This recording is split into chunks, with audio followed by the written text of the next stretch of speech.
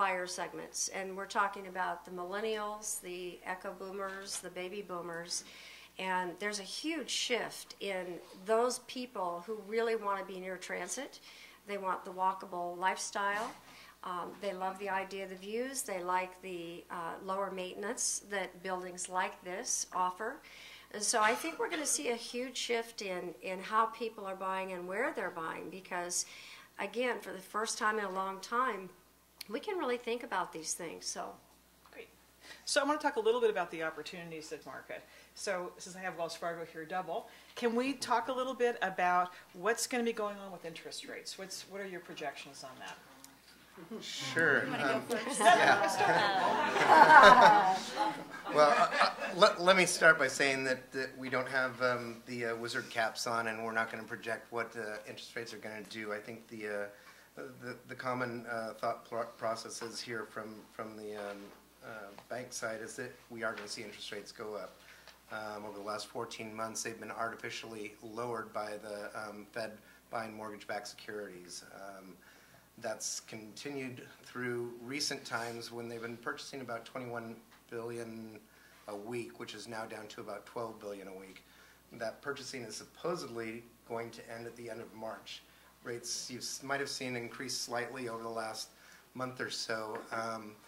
The trend here is hard to say, because just as of today, Ben Bernanke went online and was speaking about the fact that he does want to see continued interest rates being continued at a lower level than what is projected now.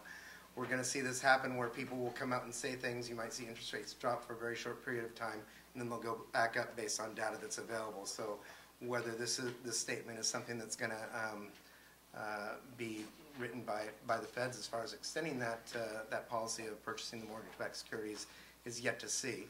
I think from the bank's point of view, we do anticipate interest rates moving up to maybe 1%, 1.5% by year end. There's other factors involved. The tax credits are going to be moving away. So really the opportunity to buy right now is huge. Historical low interest rates, the tax credits that are available, and the values that we have out there to purchase in a market where there's decreasing inventory. And all you can really see, and as far as my point of view, is a lot of opportunity for appreciation. Well, Vanna, I mean, to give the audience a feel for how interest rates affect the bottom line, can you give an example of what happens when, like, just a change of a percentage might do to a monthly payment? Yeah, I ran some numbers at a $600,000 sales price with 20% down, and going from where rates were today, which was about 5 3/8 on a 30-year fixed, to 6 3/8, it makes about a $300 a month difference in payments, which is substantial over a year's time, and is substantial on a monthly basis. You know, we've been actually kind of bringing back some other products that we're looking at that can potentially give the consumer a lower interest rate than a 30-year fix. So as a lender, we're really looking at other options now, because 30-year fixed, we expect it to become less attractive as rates rise. And you know, once again, Bernanke, you know, we're happy that he's saying that rates are going to stay low, but what does that mean long term? And we're preparing as a company for the fact that rates will go up. Now, Carol, you've rather famously said, time is a weapon, depending on how you use it. Can you explain your quote? Well, I think when we talk about that, you can start with interest rates, obviously, because if you go back, we have the lowest rates we've had in 58 years. If you go back to 1980, people were paying 15 and 16% to get into a house. In the 1990s, it was probably 10 or 11. In the year 2000, it was down to 8 or 9. Last year it was in the 6s. And of course, we're low now. If you go back and you average all that out, what we've paid on average is about 7%. So obviously the timing to get in with interest rates the way they are now is obviously very, very, very palatable. I think Mr. Bernanke will test the market. I think he is going to stop buying interest rates. And if you look at the 10-year T-bill, and on any given day you want to know where interest rates are, add about 1%, 1.5% to that 10-year T-bill. And you will see that it was as low as 2.2% about 6 months ago. It's now hovering at 3.6, 3.7. And I think that what's going to happen is I think he will get it probably and live with it as long as it goes up maybe 0.5% this year. And I think over a year period, it will go up over probably 1%. So you use time when you buy things, and you use time as you pay interest, and you look at that over the period of year that you're going to pay interest on things. But I think the other place where you use time is obviously with real estate, because real estate has a lot to do with timing. And we talk about the 3, 5, and 7-year basically cycles that are important for real estate, because if you look at that, there are cycles in the market. We wave and it's like a pendulum. Real estate is not a static asset. It's a moving asset. And sometimes you're in a seller's markets. Those happen about once every 10 years. And when they do, it's when obviously there's a great deal of demand, not a lot of supply, money is pretty cheap and easy, and people are willing to go in and bid over the price that property is listed at. Usually the pendulum swings to the other side, which are buyer's market, which is the market we've more traditionally been used to, which is fair market value. You go in and you negotiate. So number one is timing is important when you get in, because you want to get in when you can make basically a smart decision.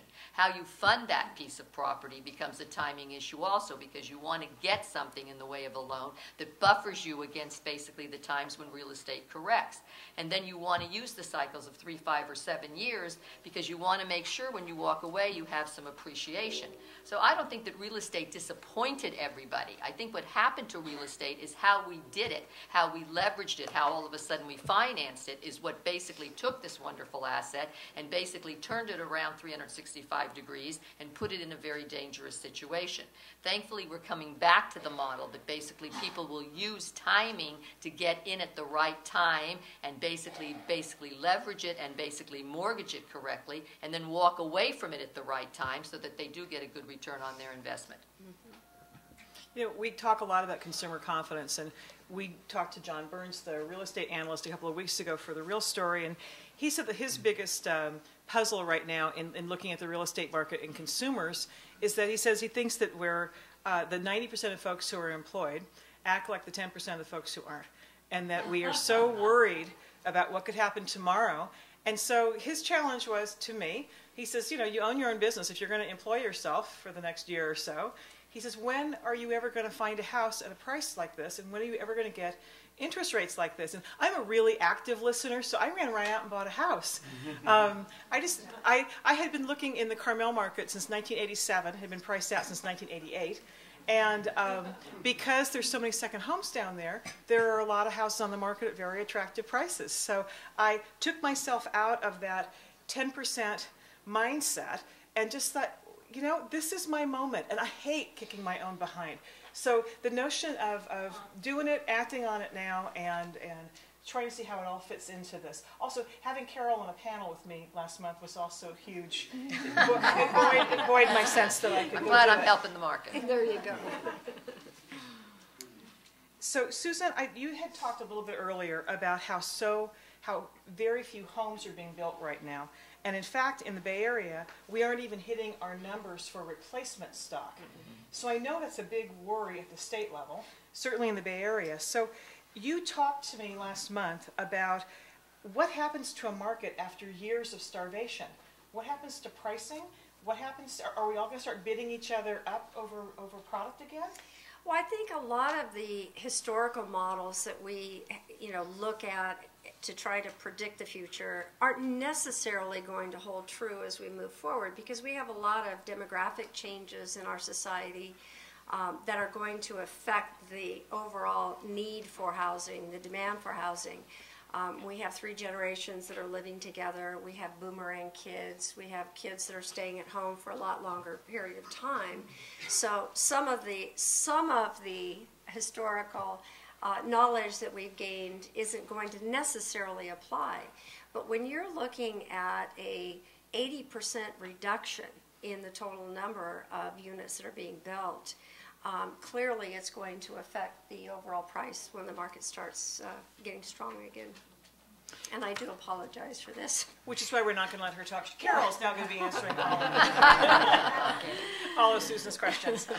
Just before we got started, we had Paul Ziegler in with us, and we were talking about the urban communities and the pricing on new construction. And Paul ran this number by me, which floored me. He says that the Ellington is currently being sold at about 65 or 70% of its replacement cost.